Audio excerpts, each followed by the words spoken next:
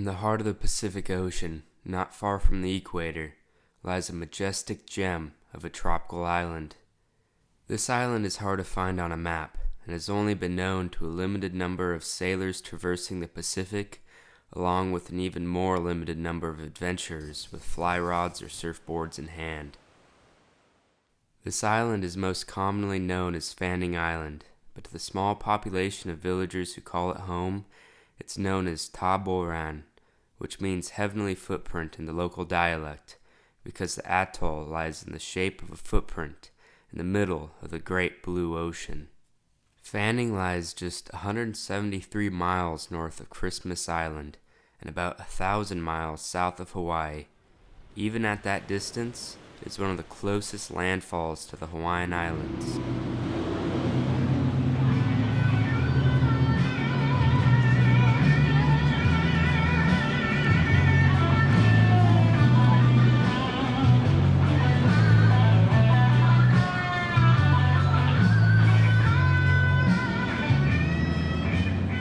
Yet it has remained a quiet, peaceful place, off the grid and unimpacted by the outside world for decades.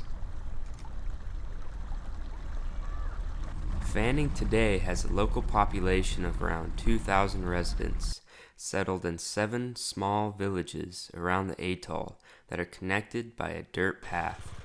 Travel is limited mostly to bicycles, motorbikes, and small boats.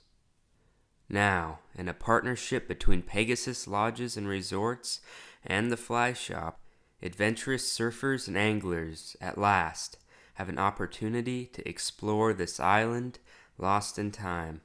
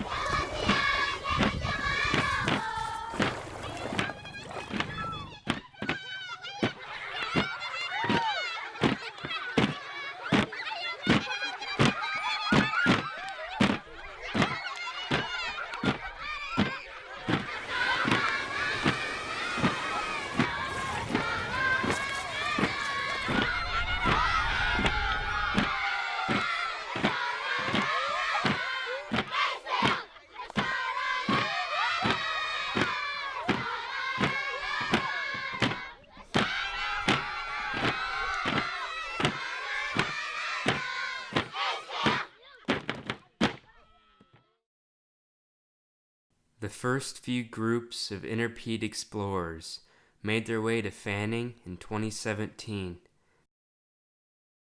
Some were hardcore anglers in search of aggressive bonefish and trevally that have never seen an artificial fly before. Some were surfers looking for consistent waves and a great ride and a pristine, unimpacted environment. They found what they were looking for.